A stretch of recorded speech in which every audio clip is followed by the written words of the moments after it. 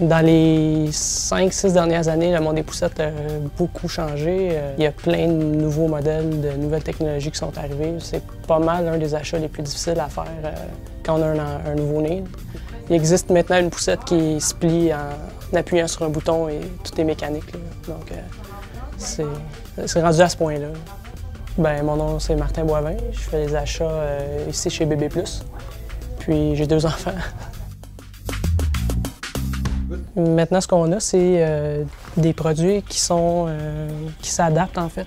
Cette poussette-là va venir, quand on va l'acheter, on va seulement avoir un siège. Puis là, donc, si on a un deuxième enfant par la suite, on fait seulement acheter un deuxième siège. Puis, on va le fixer sur l'adapteur.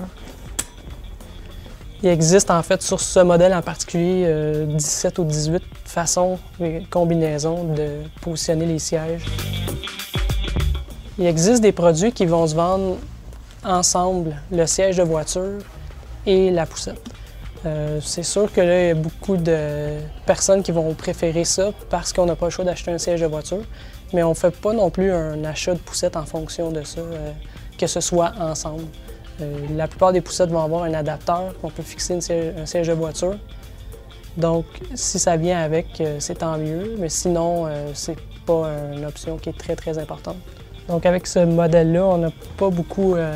c'est pas très compliqué. On fait seulement le déposer sur la poussette, puis on a une courroie qui va le tenir en place.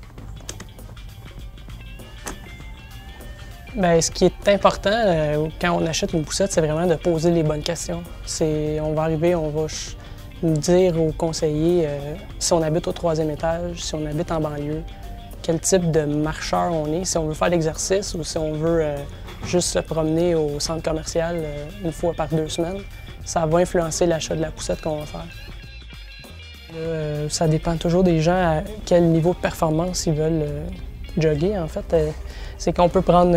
on va avoir des plus grosses roues, on va avoir des roues un petit peu plus petites, puis on va avoir des modèles qui sont plus adaptés au style de vie de ville, mais qui vont avoir 3 roues au lieu de 4. L'avantage va être au niveau de la performance, en fait. C'est que si on veut faire du jogging, on peut le faire, là. On n'est pas obligé de prendre une poussette spécialement de jogging, donc on a un entre-deux, en fait.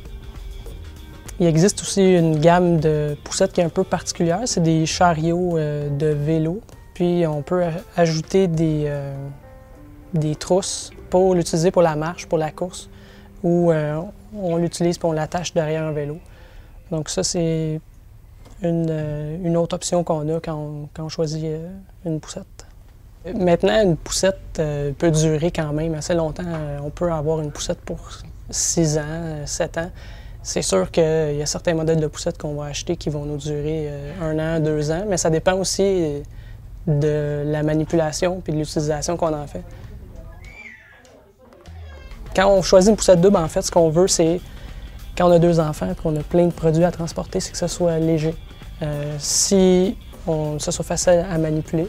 Donc, si c'est trop lourd, on a de la misère à la plier, mais c'est sûr que les gens vont se tanner et ils n'aimeront pas leurs produits. Donc, certaines compagnies vont avoir des façons beaucoup plus faciles des autres que les plier. Donc, eux, on fait seulement tirer là-dessus. Ça, c'est pas mal le plus facile qu'on va avoir. Là, on arrive dans une section de poussettes vraiment compactes, des poussettes de dépannage, des poussettes parapluies. Ça va être des poussettes qu'on va utiliser souvent. Les gens vont s'acheter ça comme 2e poussette. Souvent, on ne peut pas éviter le fait d'avoir une 2e poussette. On va acheter une très bonne poussette quand même au départ, mais pour aller faire les courses, pour mettre dans la voiture tout petit, sans que ça prenne trop d'espace, on vient qu'à s'acheter une petite poussette parapluie. Il existe plein de modèles. On peut avoir... c'est tous des modèles parapluies, en fait, mais on peut avoir différentes compagnies qui vont se plier relativement pareil. Donc, si on arrive dans un modèle qui est très standard, là, il y a plusieurs modèles parapluies qui vont se plier de cette façon-là. Donc, c'est le modèle typique parapluie. Puis on vient la transporter avec la courroie. Bon, au niveau des prix, ça peut varier entre 300 et 1500. Ce qui va faire changer le prix, des fois, c'est les accessoires qui sont inclus avec. Il peut y avoir un siège d'auto d'inclus, il peut y avoir des housses de pluie, des poches de transport, tout ça. Puis aussi, évidemment, les matériaux qu'ils utilisent, la compagnie, le nom, ça entre en ligne de compte maintenant avec certaines compagnies.